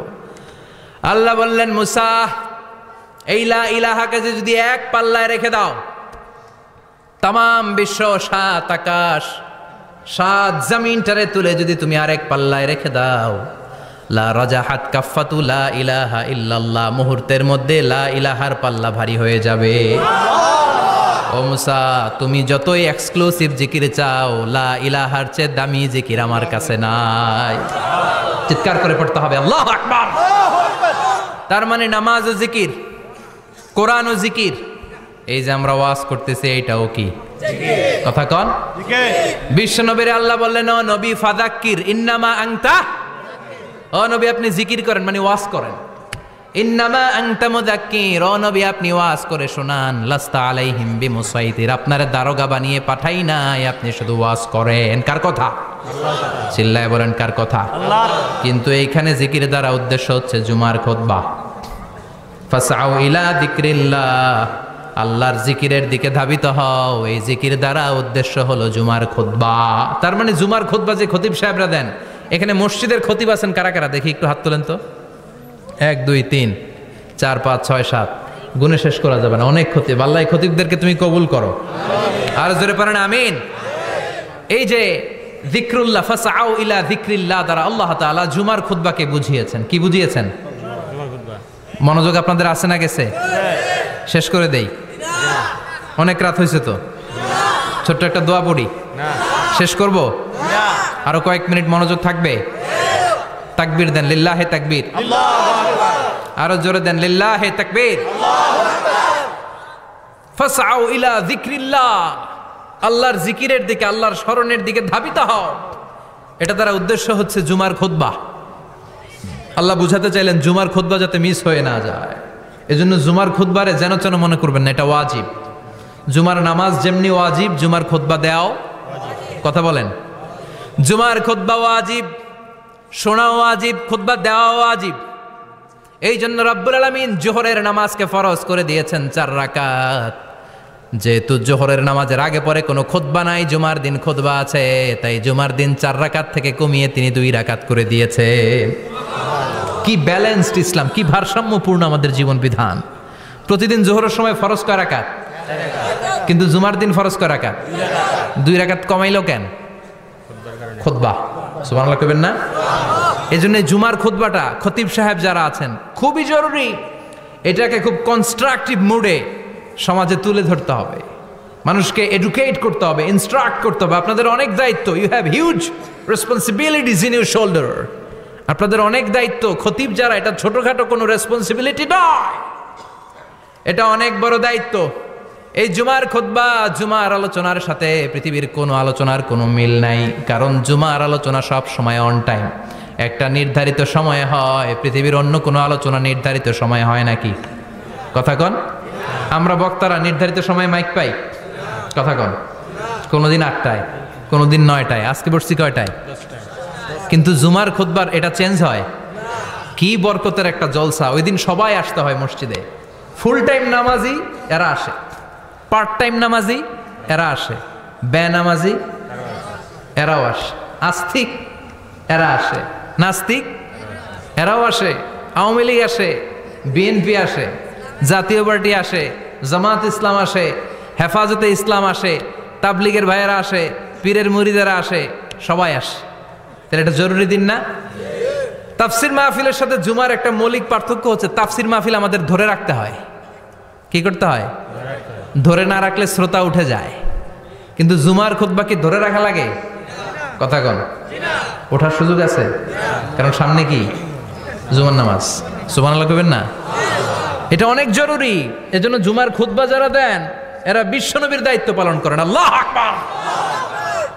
বিশ্বনবীর মাদানী ইনিংস কয় বছরের? 10 বছর। বিশ্বনবীর মাদানী ইনিংস শুরু হয়েছে মসজিদে নববী তৈরি করার মধ্য দিয়ে। বিশ্বনবী মসজিদে নববী তৈরি করার পর মসজিদে নববীর খতিব হিসেবে দায়িত্ব নিলেন। সুবহানাল্লাহ। বিশ্বনবী 1টা 2টা 5টা 10টা না, মসজিদে নববীতেই 10 বছরের ইনিংসে 500টারও বেশি জুমার খুতবা দিয়েছেন। সুবহানাল্লাহ। বাড়িতে যায় বললেন কত খুতবা? 500রও বেশি খুতবা দিয়েছে। মদিনার সমাজটা এমনি জান্নাতি সমাজ হয় নাই। মদিনার সোসাইটিটাকে জান্নাতি সমাজ বানানোর জন্য বিশ্বনবীকে 500টা বক্তব্য দিতে হয়েছে। চিল্লায় পড়েন আল্লাহু আকবার। প্রতি সপ্তাহে যে আয়াতগুলো নাজিল হতো বিশ্বনবী এগুলো নিয়ে কথা বলতেন। এই সপ্তাহে যে সমস্ত আয়াতগুলো নাজিল হলো ওই আয়াতগুলো নিয়ে বিশ্বনবী জুমার দিন খুতবার মধ্যে কথা বলতেন। এই সপ্তাহের মধ্যে রাষ্ট্রীয় যত ক্রাইসিস আছে এই সমস্যাগুলো নিয়ে বলতেন। এই সপ্তাহে সমাজের মধ্যে বড় বড় যত ঘটনাগুলো ঘটে গেল এগুলো নিয়ে বিশ্বনবী জুমার দিন কথা বলতেন। সুবহানাল্লাহ। এজন্য খতিব যারা আছেন জুমার আলোচনাটা অনেক কনস্ট্রাকটিভ, ফ্রুটফুল হতে হবে, কোরআনের আলোকে হতে হবে। বিশ্বনবী জুমার খুতবা দিচ্ছেন, হঠাৎ বিশ্বনবী দেখলেন হাসান আর হুসাইন লাল 2টা জামা পরে জুমার মসজিদের মধ্যে ঢুকে একবার কাতারের এইদিকে দৌড় মারে আরেকবার ওই দিকে দৌড় মারে। ছোট বাচ্চাদের এরকম দৌড়াদৌড়ি আছে না নাই? রাজা মায়ারও আছে। ছোট বাচ্চাদেরকে মসজিদে ঢুকতে দেন তো না বের করে দেন? বের করে দেয়। সর্বনাশ। বাচ্চাদেরকে মসজিদ থেকে বের করবেন না, কখনোই বের করবেন না। তুরস্কের বিভিন্ন মসজিদে বড় বড় ফেস্টুন দিয়ে লেখা থাকে তারাবির নামাজে, জামাতের নামাজে মুরব্বীরা যখন সামনে নামাজ পড়বে পিছন থেকে যদি ছোট বাচ্চাদের চিল্লা চিল্লি আর কিচির মিচির শব্দ শুনতে না পাওয়া যায় তাহলে ভবিষ্যৎ প্রজন্ম নিয়ে আপনারা চিন্তিত থাকুন। পিছনে যদি বাচ্চাদের হই হুল্লোড় না থাকে, চিল্লা ফাল্লা না থাকে, তার মানে নেক্সট জেনারেশন এগুলো মুসল্লি হবে না, এগুলো হবে ডাকাত। এজন্য এরা বিভিন্ন প্রজেক্ট চালু করেছে। 40 দিন টানা ফজরের নামাজ যে ছোট বাচ্চারা মসজিদে এসে পড়বে ওই প্রজেক্টের আওতা থেকে একটা করে সাইকেল দিয়ে দেয়া হচ্ছে। সুবহানাল্লাহ কইবেন না? কুয়েতে আরেকটা প্রজেক্ট করছে, ফজরের নামাজে মুসল্লি নাই। কুয়েতের এই প্রজেক্ট হচ্ছে marriage project, second marriage project, দ্বিতীয় বিবাহ প্রকল্প। কি কাজ এই প্রকল্পের? তারা ঘোষণা দিল মসজিদে ফজরের সালাতে মুসল্লি পাওয়া যায় না, তো যারা যারা ফজরের নামাজে মসজিদে আসবে না, টাইমলি আসবে না, তাদেরকে মসজিদের টাকা দিয়ে মসজিদের অর্থায়নে দ্বিতীয় বিবাহের ব্যবস্থা করে দেওয়া হবে। এই ঘোষণা দেওয়ার পর থেকে ওই এলাকার কোনো মহিলার তাহাজ্জুদ মিস হয় না। ফজর তো অনেক দূরে, তাহাজ্জুদের সময় থেকে হাজবেন্ডে ডাকা শুরু করে মসজিদে যাও, তাড়াতাড়ি তাড়াতাড়ি কোথায় যাও, কারণ মসজিদে না গেলে দ্বিতীয় বিয়ে আছে না নাই? সুবহানাল্লাহ কইবেন না? What a project, what a project, কত চমৎকার প্রজেক্ট। এই প্রজেক্টগুলো নেওয়ার দরকার আছে না নাই? এজন্য ছোট বাচ্চাদেরকে মসজিদ থেকে তাড়িয়ে দেওয়া যাবে, এদেরকেও নিয়ে যান। এরা হাসতে খেলতে চলতে ফিরতে, আমি বাইরের যত জায়গায় তারাবি পড়েছি, অনেক দেশে তারাবি পড়েছি রামাদানে, ছোট বাচ্চারা পিছনে অনেক কিচিরমিচির করে, হঠাৎ অ্যানাউন্সমেন্ট দেয় বাবা মারা ছেলে মেয়েদেরকে শান্ত করেন, কিছুক্ষণ শান্ত, 2 রাকাত পরে আবার চিল্লাচিল্লি, আছে না নাই? তো ওরা যদি না চিল্লায়, ওরা যদি লাফালাফি না করে, লাফালাফিকে 80 বছরের মুরব্বী করবে? কথা কয় না। মুরব্বী লাফালাফি করলে এটা মানাবে? ছোট বাচ্চারা লাফালাফি করবে, একজন আরেকজনের কামড় দিবে, কাঁচের গ্লাস ভাঙবে, এটাই পৃথিবীর সৌন্দর্য। চিল্লায় বলেন ঠিক কিনা? বিশ্বনবী একবার আসরের নামাজের সেজদা লম্বা করে দিলেন, সাহাবারা বললেন নবী নামাজের পরে ধরলেন অসুস্থ হয়ে গেলেন নাকি, অথবা কোরআনের আয়াত সেজদা অবস্থায় নাজিল হয়ে গেল নাকি? আসরের সেজদা তো এত লম্বা করতে কখনো দেখি নাই রে নবী। বিশ্বনবী বললেন না, অসুস্থ হই নাই, কোরআনের আয়াত নাজিল হয় নাই, আমি যখন সেজদায় লুটিয়ে পড়েছি আমার কলিজার টুকরা নাতি হাসান আমার কাঁধের উপরে চেপে বসেছে, আমি যদি সেজদা থেকে মাথা উঠাই হাসানের কষ্ট হয়ে যাবে, তাই আসরের একটা সেজদা আমি ইচ্ছা করেই লম্বা করে দিয়েছি। কি নবী ছিল, কি মায়া ছিল নাতিদের সাথে। হাসান হুসাইন, বিশ্বনবী যে নবী হচ্ছে সব নবীদেরও সর্দার, ওই নবীরে ঘোড়া বানায়া, বিশ্বনবীর বাবরি চুল ছিল তো ওই চুল ধরে এরকম ঘোড়া ঘোড়া খেলতো, বিশ্বনবীর কাঁধে বসে বিশ্বনবীর বাবরি চুল টেনে টেনে কয়ে এটা আমার ঘোড়া। হাসান হুসাইনের গায়ের এমন কোন জায়গা নাই যে জায়গায় বিশ্বনবী চুমা দেয় নাই। আর বলতেন রাইহানা চাইনি ফিদ দুনিয়া, হাসান আর হুসাইন হলো আমার দুনিয়ার সুগন্ধি। সাইয়্যিদা শাবাবি আহলিল জান্নাহ, জান্নাতীরা আপনারা যারা জান্নাতে যাবেন আপনাদের সামনে 2টা পতাকা থাকবে, একটা থাকবে হাসানের হাতে আর একটা হুসাইনের হাতে। বিশ্বনবী মসজিদে নববীতে জুমার খুতবা দিচ্ছেন, হঠাৎ হাসান আর হুসাইন লাল দুইটা জামা পরে কাতারের মধ্যে দৌড়াদৌড়ি শুরু করলেন। বিশ্বনবী খুতবা থামিয়ে দিলেন। মিম্বার থেকে নেমে হাসান হুসাইনকে দুই হাতে টানতে টানতে মিম্বারের উপরে নিয়ে আসলেন, যাতে মুসল্লিদের ডিস্টার্ব না হয়ে যায়। হাসানকে ডান হাতে ধরে, হুসাইনকে বা হাতে ধরে বাকি খুতবাটা বিশ্বনবী তখন শেষ করলে। 500টা খুতবা দিয়েছেন। কয়টা? চিল্লায় বলেন কয়টা? আবার বিশ্বনবী জুমার খুতবা দিতে দাঁড়ালেন। এক সাহাবী এসে বসে বলল, বিশ্বনবী বললেন, কম, দাঁড়াও। 2 রাকাত পড়ছো? সাহাবী কয় না, পড়ি নাই। বিশ্বনবী বললেন, ইরকা রাকাতেন, 2 রাকাত পড়ো। সাহাবী 2 রাকাত পড়া শুরু করলেন। বিশ্বনবী আবার খুতবা দেওয়া শুরু করলেন। খুতবার নিরবিচ্ছিন্নতাকে ভঙ্গ করে বিশ্বনবী তাকে দাঁড়াতে বললেন, 2 রাকাত নামাজ পড়তে বললেন। তার মানে খতিব সাহেব মন গড়া শুধু খুতবা দিয়ে যায় না, ডানে বায়ে কোথায় কি হচ্ছে সব কিছু নজরে রেখে, কন্ট্রোলে রেখে সামাজিক সব সমস্যার কথাগুলো তুলে ধরে অসামাজিক কার্যকলাপের বিরুদ্ধে হুঙ্কার দিয়ে জুমার প্ল্যাটফর্মটাকে শক্তিশালী করাই হচ্ছে একজনের খতিবের দায়িত্ব। চিল্লা এখন ঠিক কিনা? এ কাজই করেছেন বিশ্বনবী 500টা খুতবায়। আবার বিশ্বনবী দাঁড়িয়ে খুতবা দিচ্ছেন। এক সাহাবী এসে বলেন, নবী, মদিনার মধ্যে পানি নাই, অনাবৃষ্টি, দুর্ভিক্ষ, আপনি একটু দোয়া করেন যাতে বৃষ্টি হয়। কিসের দোয়া? বিশ্বনবী জুমার খুতবা থামিয়ে দিলেন। খুতবা দিচ্ছিলেন, খুতবা থামিয়ে দোয়া করলেন, আল্লাহুম্মা আসকিনা, আল্লাহুম্মা আসকিনা ইয়া গাউস আগিসনা, আল্লাহুম্মা আসকিনা গাইসান মুগীসান মারিআন মুরিআন নাফিআন গায়রা দার আজিলান গায়রা আজিল।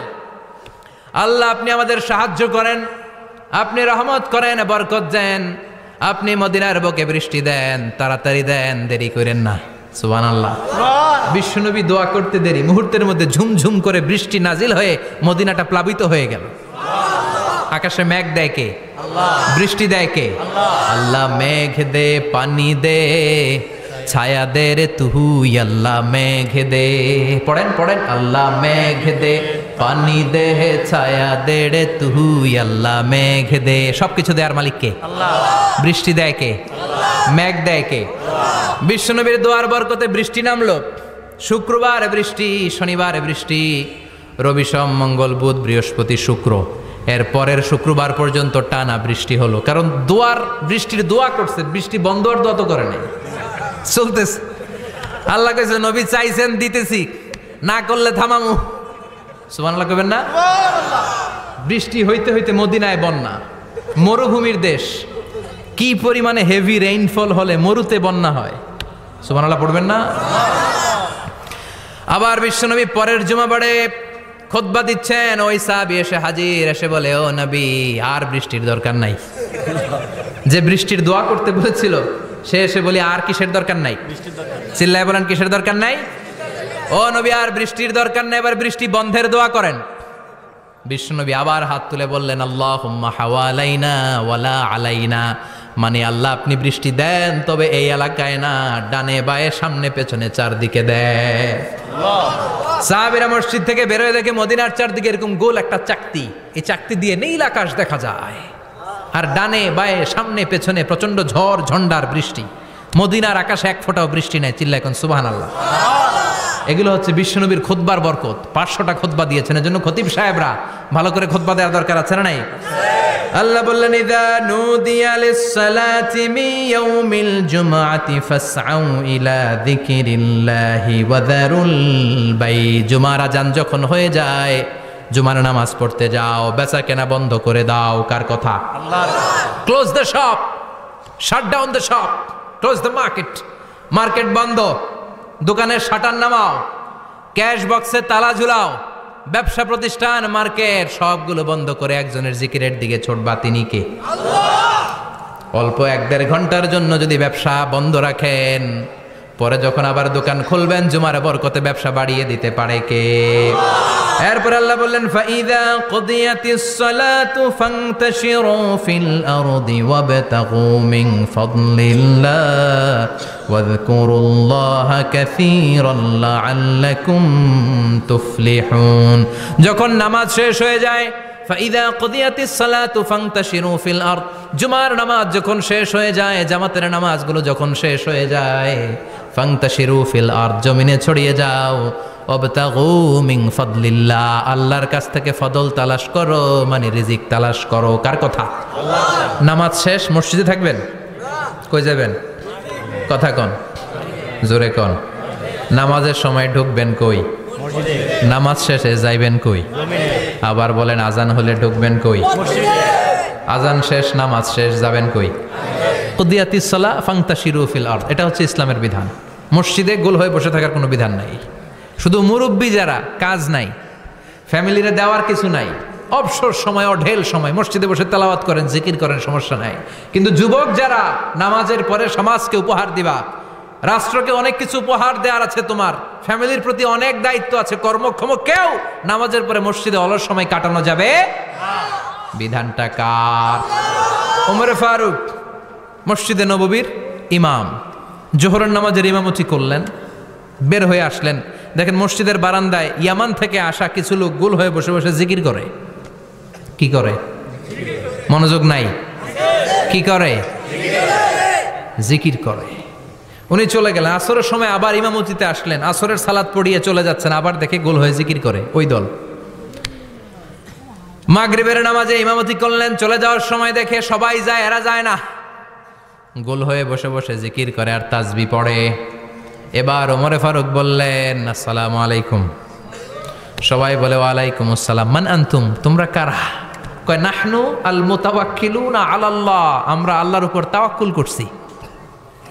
তো তাওয়াক্কুল করে যে বসে আছো, তোমাদের ফ্যামিলি নাই, ছেলে মেয়ে নাই, দায় দায়িত্ব নাই, সমাজকে উপহার দেওয়ার মতো কিছু নাই, আর তোমরা যে বসে আছো তিনটা বেলা খাইলা কোত্থেকে? না রোজাদার। ইয়ামানি লোকগুলো বলে না রোজা রাখি নাই, খাইছি। ওমর বলল বড় আল্লাহর ওলি খানা করতে আইছে। আমাদের জিকির আর বুজুর্গি দেখে আশেপাশের লোকজন খানা দিয়া গেছে।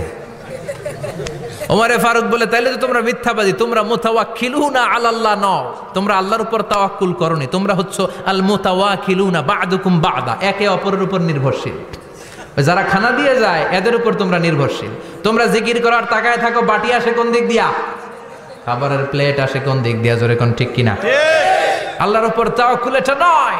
আনতুমুল মুতাওয়াক্কিলুন বা'দুকুম বা'দা, এখনই মসজিদ থেকে বের হয়ে যাও। এরপরে কোনোদিন নামাজের পর গোল হয়ে বসে থাকতে দেখলে পিটায়া মসজিদ থেকে তাড়াবো। এটা হচ্ছে ইসলামের বিধান। চিল্লা এখন ঠিক কিনা? ফান্তাশিরু ফিল আরদ।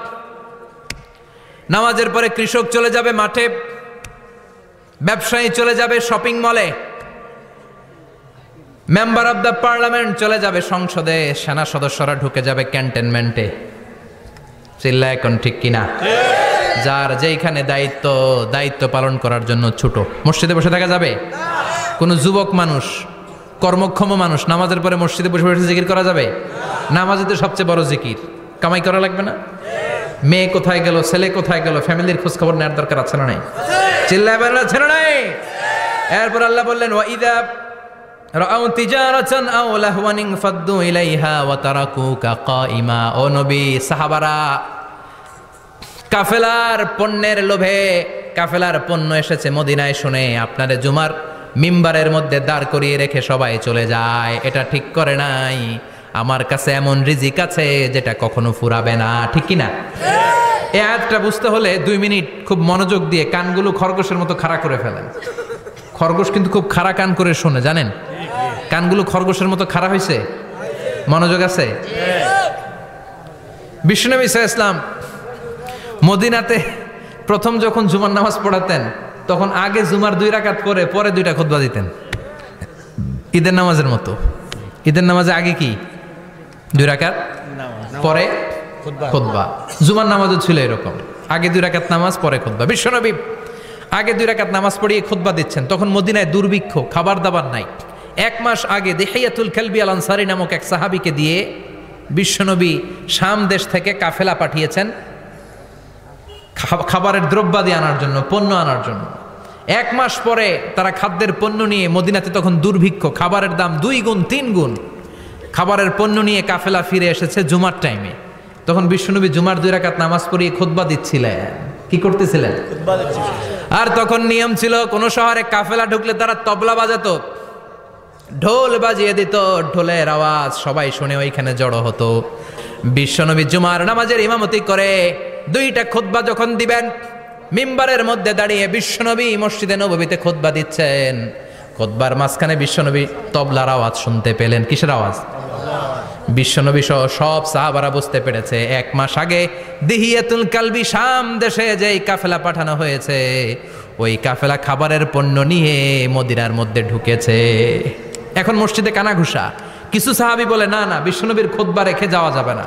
অনেকে বলে আমরা না গেলে মুনাফিকেরা সব পণ্য কিনে ফেলবে, আমরা খাবো কি? কেউ কয় বসে থাকি, কেউ কয় ল যাই। 2-4 জন ওঠা শুরু, সাথে সাথে ওনাদের পিছনে পিছনে বাকি সাহাবীরাও ওঠা শুরু। যেতে যেতে পেছন থেকে 1 কাতার, 2 কাতার, 3 কাতার, পুরো মসজিদে নববী খালি, মাত্র 12 জন সাহাবা ছাড়া। কয়জন? কথা কন।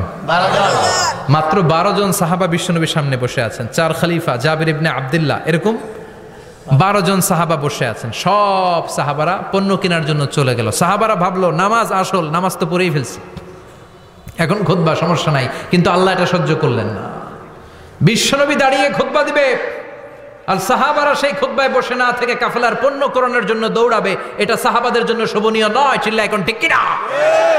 এজন্য সাহাবাদেরকে ধমক দিয়ে, আমাদের চোখে আঙ্গুল দিয়ে আল্লাহ আয়াত নাজিল করলেন, ওয়া ইযা রাআউ তিজারাতান লাহওয়ানি আও লাহওয়ানিন ফাদ্দু ইলাইহা ওয়া তারাকুকা কাইমা। ও নবী, আপনার সাহাবারা দুনিয়ার পণ্য সামগ্রী দেখে আপনাকে জুমার মিম্বারের মধ্যে দাঁড়িয়ে রেখে তারা চলে যায়। কুল মা ইনদাল্লাহি খায়রুম মিনাল্লাহি ওয়া মিনাত তিজারা। ও নবী, আপনি বলে দেন আমার কাছে এত বিশাল ধনভাণ্ডার আছে, সবার যত চাহিদা যত কামনা আছে সব যদি দিয়ে দেয়, আমার ধনভাণ্ডারের 1 ইঞ্চিও কমবে না। সবচেয়ে বড় রিজিকদাতা কে? আল্লাহ। চিল্লায় বলেন কে? আল্লাহ। কেউ যেটা পারে না পারে কে? আল্লাহ। কেউ যেটা দেয় না দেয় কে? আল্লাহ। জুমার নামাজে আগে আগে যেতে রাজি আছেন? সময় মতো জুমার খুতবা শুনতে রাজি আছেন তো? খতিব সাহেবরা ঠিকঠাক মতো জুমার খুতবা দিবেন তো? জুমার দিনের কিছু সুন্নাত আছে, শুনবেন না দোয়া করে ফেলবো? এই সুন্নাতগুলো শুনে আমরা বিদায় নিব। চিল্লায় পড়েন ইনশাআল্লাহ। দোয়া না নিয়ে কে কে যাবেন? হাত তোলেন। একজন। আর আপনি দোয়া না নিয়ে চলে যাবেন? এত ব্যস্ততা। জুমার দিনের প্রথম সুন্নত হচ্ছে জুমার দিনের ফজরের নামাজটা জামাতে পড়া। সবাই কয় খাইছে, হুজুরে দর্শে জায়গা মতো, আসল জায়গায়। ফজরের নামাজে ভেজাল আছে না নাই? রাজা মেহারে নাই? রাজা মেহারের মসজিদ সব প্যাক হয়ে যায়, মুসল্লি আর মুসল্লি। জুমার নামাজের প্রথম সুন্নত হচ্ছে ফজরের নামাজটা কি পড়া? জামাতে। আফদালুস সালাওয়াত ইনদাল্লাহি সালাতুল ফাজরি ফি ইয়াউমিল জুমআতি ফি জামাআ। বিশ্বনবী বললেন জুমার নামাজের 15টা সুন্নত মুখস্থ রাখতে হবে। 1 নাম্বার সুন্নত ফজরের সালাত জামাতে পড়তে হবে। 2 নামাজ মুনাফিকদের কাছে সবচেয়ে কঠিন, একটা হচ্ছে ফজরের নামাজ আর একটা এশার নামাজ। এক আলেমকে জিজ্ঞেস করা হলো ফজরের বাতাসটা এত ঠান্ডা আর স্নিগ্ধ কেন? আলেম উত্তর দিয়েছিল, কারণ ফজরের বাতাসে মুনাফিকদের নাকের দুর্গন্ধ মিশে না। ফজরের বাতাসটা স্নিগ্ধ, ফজরের সময় আল্লাহওয়ালাদের আনাগোনা, মুসল্লিদের আনাগোনা, ইসলামের পক্ষের শক্তির আনাগোনা। চিল্লায় বলেন ঠিক কিনা? মসজিদে নববীতে জুমার নামাজের দৃশ্য আর ফজরের নামাজের দৃশ্য ছিল এক। বাংলাদেশে ফজরের নামাজের দৃশ্য আর জুমার নামাজের দৃশ্য এক নাকি? ফজরের নামাজের সময় মুসল্লি নাই, 1 কাতারও হয় না। আর জুমার নামাজে পাক্কা মুসল্লি দেরি করে গেলে বারান্দায়ও জায়গা পায় না। কথা কন। তাহলে আগামীকাল ফজরের নামাজটা আমরা জামাতে পড়বো ইনশাআল্লাহ। ইনশাআল্লাহ। এত আসতে আরো জোরে পড়েন ইনশাআল্লাহ। মনে থাকবে? ইমাম সাহেব কে মসজিদের? ইমাম কই? হাফেজ সাহেব কই? কালকে দেখবেন যে কি অবস্থা হয় ফজরের সময়। জুমার নামাজের মতো ভিড় হবে, আসা যাবে না। কথা কয় না। 2 নাম্বার সুন্নাহ হচ্ছে আসিওয়াক, মেসওয়াক করা। মাথরাতুন লিল ফাম মারদাতুন লির রব। মেসওয়াক করলে দাঁত পরিষ্কার থাকে, আল্লাহ খুশি হয়ে যায়। বিশ্বনবী বলেছেন যদি আমার উম্মতের জন্য কষ্ট না হতো প্রত্যেক নামাজের আগে মেসওয়াক করা আমি ফরজ করে দিতাম। সুবহানাল্লাহ। মেসওয়াক ছিল বিশ্বনবীর জীবনের শেষ আমল। এই মেসওয়াক করে বিশ্বনবী শেষ নিঃশ্বাস ত্যাগ করেছেন। আপনার নবী আমার নবী ওনার জীবনের সর্বশেষ আমল ছিল কি? সুবহানাল্লাহ কইবেন না? বিশ্বনবী জাইতুনের ডাল দিয়ে মেসওয়াক করতেন। বিশ্বনবী বলতেন নে'মা সিওয়াকিয়া জাইতুন, ফাইন্নাহু সিওয়াকি ওয়া সিওয়াকুল আম্বিয়া মিন ক্বাবলি। জাইতুনের ডালের মেসওয়াক কতই না ভালো, কারণ এটা দিয়ে আমিও মেসওয়াক করি, আমার আগে সব নবীরাই জাইতুনের ডাল দিয়ে মেসওয়াক করেছে। সুবহানাল্লাহ। 3 নাম্বার হচ্ছে দুহুন, তেল মালিশ করবেন। বিশ্বনবী জাইতুনের তেল দাড়িতে, চুলে আর গায়ে দিতেন। বিশ্বনবী বলতেন ওয়াদ্দাহিনু ফাইন্না ফিত তাদহিনে বারাকাত, তেল খাও, তেল দাও, তেল মালিশ করো, তেলের ভেতরে আল্লাহ বরকত ঢুকাইয়া দিছে। তেল দিবেন তো। 4 নম্বরে আত্তিব, জুমার দিনে সুগন্ধি লাগিয়ে যাওয়া সুন্নাত। লাগাবেন? লাগাতে রাজি আছেন? বিশ্বনবী বলতেন এই দুনিয়ার 3টা জিনিস আমার কাছে সবচাইতে প্রিয়, হুব্বিবা ইলাইয়া মিন দুনিয়াকুম সালাস। এক হচ্ছে আন-নিসা, নারীদেরকে আমি পছন্দ করি। 2 হচ্ছে আত্তিব, সুগন্ধি লাগাতে আমি পছন্দ করি। বিশ্বনবীরে কেউ সুগন্ধি হাদিয়া দিছে, বিশ্বনবী নেয় নাই, এরকম কোনো ঘটনা ঘটে নাই। আল্লাহু আকবার। 3 নম্বরে কুররাতু আইনি ফিস সালাহ, নামাজের মধ্যে যখন আমি দাঁড়িয়ে যাই আমার চক্ষুটারে ঠান্ডা করে দেয় কে? আল্লাহ। আবার বিশ্বনবী বলতেন আরবাউন মিন সুনানিল মুরসালিন, 4টা সুন্নাত সব নবীদের সুন্নাত। 1 নম্বরে আল হায়া মানে লজ্জা, আরেক বর্ণনা এসেছে আল খিতান মানে সুন্নাতে খাতনা, এটা সব নবীদের ছিল। আর সেওয়াক, সব নবীরা মেসওয়াক করেছেন। আর তিব, সব নবীরা আতর লাগিয়েছেন। আর নিকাহ, সব নবীরা বিয়েও করেছেন। চিল্লায় পড়েন আল্লাহু আকবার। 5 নম্বর সুন্নাহ হলো আল লিবাস আহসানা সিয়াব, সুন্দর জামা পরা। নট নেসেসারি যে নতুন জামা হতে হবে, পুরাতন জামাও ধুয়ে আয়রন করে পরলে একটা সৌন্দর্য আছে না নাই? ইন্নাল্লাহা জামিল ওয়া ইউহিব্বুল জামাল, আল্লাহ নিজে সুন্দর, সৌন্দর্যকে আল্লাহ পছন্দ করেন। পৃথিবীতে সবচেয়ে সুন্দর কে? পৃথিবী সুন্দর, মানুষ সুন্দর, আসমান সুন্দর, জমিন সুন্দর, সুন্দরে সুন্দরে পাল্লা, জানি না কত সুন্দর তুমি আল্লাহ, জানি না কত সুন্দর তুমি আল্লাহ। সুবহানাল্লাহ পড়েন। ইন্নাল্লাহা ইউহিব্বু আইয়ারা আসারা নি'মাতিহি আলা আবদিহি, আল্লাহ তার বান্দার উপর তার নেয়ামতের ছিটে ফোঁটা দেখতে চান। আপনি যদি ধনী হন, দামি জামা পরবেন, সুন্দর জামা পরবেন। অনেকে আছে অনেক ধনী, কিপটুসের মতো সিরা জামা পরে, আছে না নাই? আপনি ধনী মানুষ, আপনি সিরা জামা পরছেন কেন? আপনার যে সম্পদ আছে এটার বহিঃপ্রকাশ আল্লাহ দেখতে পছন্দ করে। আপনাকে যে আল্লাহ কি নাজ নেয়ামত দিয়েছে, অহংকার ছাড়া স্বাভাবিক বহিঃপ্রকাশটা আল্লাহ দেখতে পছন্দ করে। কোন সুবহানাল্লাহ। এরপরে 6 নাম্বার হলো ইকসারুস সালাহ আলান নবী, বিশ্বনবীর উপর বেশি বেশি দুরূদ পড়া। বিশ্বনবী বলতেন জুমার দিন শ্রেষ্ঠ দিন, এই দিন আমার উপর বেশি বেশি দুরূদ পড়ো। ফাইন্না সালাতাকুম মা'রুদাতুন আলাইয়া, কেননা তোমরা যে আমার উপর দুরূদ পড়ো, কিয়ামতের আমি মরে যাওয়ার পরে এই দুরূদগুলো কে পাঠিয়েছে তার নাম, তার বাবার নাম সহ ফেরেশতারা আমার কবরে দিয়ে আসে। সাহাবারা বললেন ইয়া রাসূলুল্লাহ কাইফা সালাতুনা মা'রুদাতুন আলাইক, আপনি মরে যাওয়ার পরে আমাদের দুরূদ কেমন করে আপনি দেখবেন? ওয়াকাদ আরিমতা, আপনি তো পচে গলে মাটির সাথে মিশে যাবেন। বিশ্বনবী বলেন ইন্নাল্লাহা হাররামা আলাল আরদি আন তাকুলা আজসাদাল আম্বিয়া, নবীদের লাশকে খেয়ে ফেলা, নবীদের লাশকে পচিয়ে ফেলা জমিনের সব মাটির জন্য আল্লাহ হারাম করে দিয়েছে। নবীদের লাশ পচে না, নবীদের লাশ গলে না। যারাই বিশ্বনবীর উপর দুরূদ পড়বেন, আপনার নাম সহ, আপনার বাবার নাম সহ, মালাইকাতু সাইয়াহিন, একদল ফেরেশতা আছে শুধু রাউন্ড দেয় গোটা ওয়ার্ল্ডে। কারা বিশ্বনবীর উপর দুরূদ পড়েছে, এই দুরূদ নিয়ে, এই নাম নিয়ে বিশ্বনবীর কবরে তারা পৌঁছে দেয়। চিল্লায় পড়েন আল্লাহু আকবার। এরপরে বিশ্বনবী বলতেন জুমার দিনে সূরাতুল কাহাফ পড়বা, কাহাফ পড়া সুন্নাহ। সূরাতুল কাহাফ পড়তে রাজি আছেন? আগামীকাল রাজি আছেন তো? 18 নম্বর সূরা, কোরআনের একেবারে মাঝখানের সূরা। আলহামদুলিল্লাহিল্লাযী আনজালা আলা আবদিহিল কিতাবা ওয়া লাম ইয়াজআল লাহু ইওয়াজা, এই আয়াত দিয়ে শুরু হয়েছে, শেষ করা হয়েছে ফামান কানা ইয়ারজু লিকা রাব্বিহি ফালইআমাল আমালান সালিহা ওয়া লা ইউশরিক বিইবাদাতি রাব্বিহি। আর মাঝখানে আছে ওয়ালিয়াতালাত্তাফ। হাফেজ সাহেবরা উত্তর দাও, মাঝখানে আছে কি? কথা কন। ওয়ালিয়াতালাত্তাফ একটা শব্দ আছে সূরা কাহাফের মাঝখানে। কোরআনের সব জায়গায় এক ফন্টে আয়াতগুলো লেখা, কিন্তু ওয়ালিয়াতালাত্তাফ মোটা করে লেখা আছে না? ডবল ফন্টে লেখা, মোটা, কারণ এটা কোরআনের একেবারে মাঝখানে অবস্থিত এই শব্দটা ওয়ালিয়াতালাত্তাফ। এর আগে যত শব্দ, এর পরে তত শব্দ, এর আগে যত কোরআনের অক্ষর, এর পরে তত অক্ষর। সুবহানাল্লাহ বাড়িতে গিয়া বিশ্বনবী বললেন সূরাতুল কাহাফ যে তেলাওয়াত করবে ইয়াকুনু লাহু নূর, এই সূরাতুল কাফ কিয়ামতের দিন তার সামনে বিশাল একটা আলো হয়ে আসবে। এই আলো দিয়ে পুলসিরাত পার হয়ে ওই বান্দা জান্নাতের ভেতরে ঢুকে যাবে। আবার বিষ্ণু বলেন, যারা সূরাতুল কাফের প্রথম 10 আয়াত তেলাওয়াত করবে জুমার দিন, শেষের 10 আয়াত যারা জুমার দিন তেলাওয়াত করবে, দাজ্জালের ফিতনা থেকে তাদেরকে মুক্ত রাখবে কে? আল্লাহ। সুবহানাল্লাহ পড়বেন না? কালকে সূরাতুল কাহফ দিয়ে সকাল শুরু করতে রাজি আছেন? সবাই রাজি? এরপর আত-তাবকির ইলাল মসজিদ, মসজিদে আগে আগে যাওয়া সুন্নত। আগে যিনি যাবে উনি কি পাবে? ওট, তারপরে গরু, তারপরে বকরি, বকরি, তারপরে মুরগি, মুরগি, মুরগির পরে ডিম না আন্ডা? আন্ডা। আল মাশিউ আলাল ইকদাম, বিষ্ণু বললেন হেঁটে হেঁটে জুমার নামাজে যাওয়া সুন্নাহ। রিক্সা, হুন্ডা, সাইকেল, সিএনজি দিয়ে গেলেও হবে, কিন্তু হেঁটে গেলে সওয়াব বেশি না কম? প্রতি কদমে কদমে আমল নামায় সওয়াব দিয়ে দিবে কে? আল্লাহ। এরপরে বিষ্ণু বললেন আদামু তাখাত্তি রিকাবান নাস, মানুষের ঘাড় ডিঙ্গিয়ে সামনে না যাওয়া সুন্নাহ।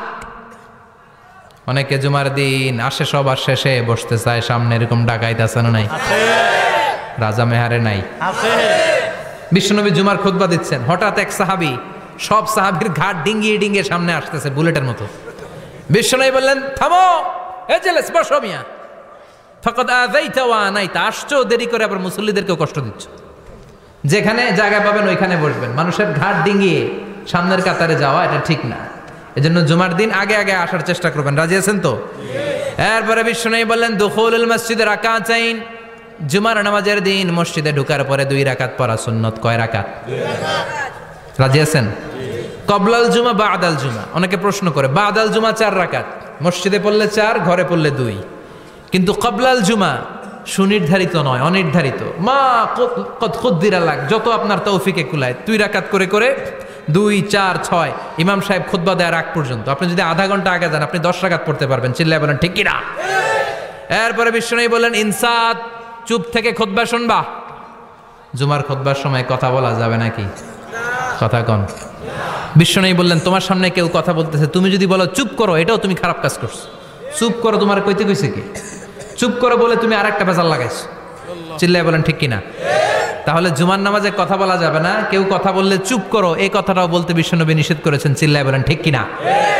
এরপরে মজার একটা কথা বিশ্বনবী বলেছেন, জুমার নামাজ পড়তে যেয়ে যদি কারো ঘুম আসে জায়গা চেঞ্জ করে বসো। জুমার নামাজ পড়তে যাইয়া ঘুমান না, এরকম কে কে আছেন আল্লাহর ওলি? হাত তোলেন। হাত তুলতে পারবেন?